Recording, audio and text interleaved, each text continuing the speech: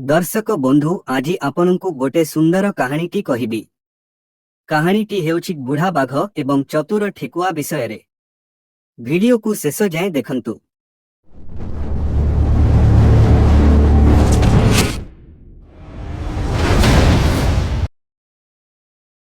एक जंगल रे एक बुढ़ा बाघ रहुथिला ओ से सेही जंगलर राजा थिला। से अधिका बुढ़ा होई जाइथिबारु से शिकार करि पारु नथिला। दिने से जंगलर समस्त पशु माननकु ता आश्रम को डाकिला। आउ कहिला, अरे मु तो एबे बुढ़ा होई गलिनी, मु आउ काहा मांस नेबिनी। एबे प्रतिदिन जंगलरू एक पशु आम आश्रम को आसीबो एवं मु ताकु मारिबी, जहा द्वारा मो भोजन मध्य हेई जिवो आउ तुमे मध्य सुरक्षित रही पारिबो। बुढ़ा बाघर कथा सुनी पशु माने भयरे एहाकु मने रखिले। प्रतिदिन गोटे लेखाएं पशु बुढ़ा बाघर आश्रम को जाउथिले आउ बाघ भी तांकु मारी भोजन करी भोक मेंटाउथिला। एक दिन ठेकुआर पाली पड़िला। ठेकुआ चिंता कला एवं चतुर तार सह से बाघ पाखरे डेरीरे जाई पहुंचिला। बाघ बहुत जोर रागी जाई कहिला, तुमे एते देरी कौन पाई कल? ठेकुआ हाथ जोड़ी कहिला, क्षमा करंतु बाघ महाराज, मु आपनंक पाखकु आसुथिली, किंतु आसिला बेले जंगल रे देखिली आउ गोटे बाघ आसीछि।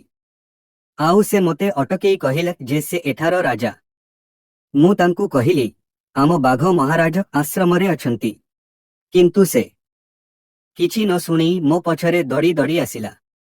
ए कथा सुनी बुढ़ा आहुरी अधिक रागिगला आउ कहिला, मो जंगल रे आउ केही बाघ रही पारिबो नहीं। बाघ ठेकुआ को कहिला, चालो मु से बाघ को देखिबा को चाहे। ठेकुआ बाघ कथा सुनी बाघ को एक नदीर पाखकु नहीं गला एवं चतुर तार सह बाघ को जलरे थिबा बाघर प्रतिबिंब देखाइला। आउ बुढ़ा बाघ भाबिला जे सतारे केही मो जंगल को आसीछि एवं से क्रोधित हेई पानी रे थिबा प्रतिबिंब ऊपर को डेइबाकु लागिला। आउ बाघ प्रखर नदीर जलरे भासीगला। ठेकुआ निज बुद्धि शक्ति द्वारा बाघ ठारू रक्षा पाइला।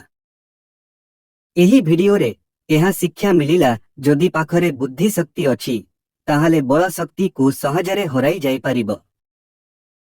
जदि वीडियोटी भल लागिला ताहेले वीडियो को लाइक शेयर और चैनल को सब्सक्राइब करिबाकू जमा भूलिबे नहीं।